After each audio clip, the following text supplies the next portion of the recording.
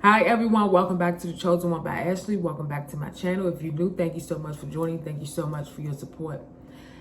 As the church, you want to keep your members with you. You know, once your members leave you, it's because you had did something to hurt them. You want your church to stand by you through everything. You know, a lot of churches are being separated because they're not standing together. You have to stand together with your members. You know, you can't be gossiping and saying things about them behind their back. You got to be willing to work with them. If they daughter or they not doing what they supposed to do, you supposed to talk to them and put them back in line. You know, the church is falling apart because a lot of people is not on it how they supposed to. You can worry about the offering, you can worry about the tithes, you can worry about everything else in the church, but you need to be worried about people's souls. People are not having a relationship with God because of the things that you're doing. And pastors need to understand that they are the example in the church. So if you're not living your life right, how you expect the church to live right? So you got to ask yourself this question: is I'm doing what I'm supposed to do as the man of God? You have to realize everything fall on the pastor. So if you're not doing something right, you need to line up with God so everybody else can line up with God behind you. You know, you want your members to line up, you got to line up. You got to make sure you're doing what you said you're supposed to do. When the pastor become a pastor, he's supposed to lead God people the right direction and correct them when they wrong. You don't supposed to just sit on it and let them roll with it. No, they had a baby. You need to correct that and to ask them why they not married. What are they doing and stuff? You supposed to be a pastor. You're not just a regular person in the church. You're a pastor, which means you are the head. You are the leader in the church. You are setting an example. You know, you got to be the man that God called you to be. You know, people are becoming pastors, deacons, and ministers, but the question is, can you handle it? What comes with it? You know, God allowed you to be that. Don't take it just for a chance. Take it because God allowed you to be that. But you need to be an example for your members. You got to be an example for your church. You know, people walking away, people leaving Christ because of they want to.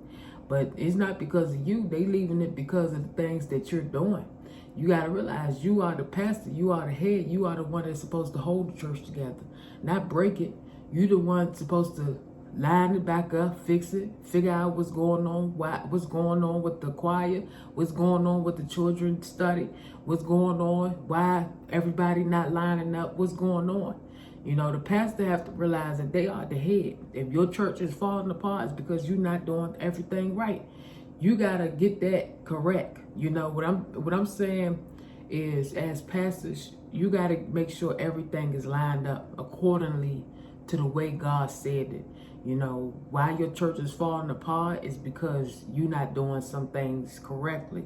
You gotta ask God and pray on it and ask God what is going on, why my members are leaving, what's going on. You know, you got to realize church is not only about money. It's about saving people's souls and getting messages to people so they can be delivered. When God preached, God taught different lessons to his disciples. You know what I'm saying? He taught them different things. He taught them how to pray. He taught them how to just kneel down and cry out and stuff. You know, we got to go back into the old days, how you used to get on your knees and cry out to God. Now today, people don't want to cry out. They like, I ain't crying out to God. You know, it's not about being a slave. It's about bowing down to your Lord and Savior. You know, you gotta do what God asks you to do. You know, a lot of people have been cut off because they've been disobedient. You're not listening to God. God is telling you what to do. You still want to walk your own way. You know, as a pastor, they just trying to lead you and guide you. If you walk away from the church, that's your choice. You know, nobody can live your life for you. You have to understand your pastor is trying to help you, but for the pastors, if people are walking away from your church, it's because you're not doing what you're supposed to do. You have to be the man of God that God called you to be. Try to get your members back together. Pray for them and ask God why your members are leaving. And just pray and ask God to help you with it. And ask God to just help you to understand what is going on in your ministry. Be encouraged and keep your head up and know that God wants the best for you and your church. You know, churches go through a lot. I want to say this, churches go through up and downs, but it shouldn't remain like that coming in the next year. Your church needs to come together as one. You know, Jesus got his disciples lined up as one. You got to be lined up as one. You know, figure out what's going on. Get that church back in line. Get your church back in line. Be a pastor that God called you to be. You are the head. You are the leader. Get things in order.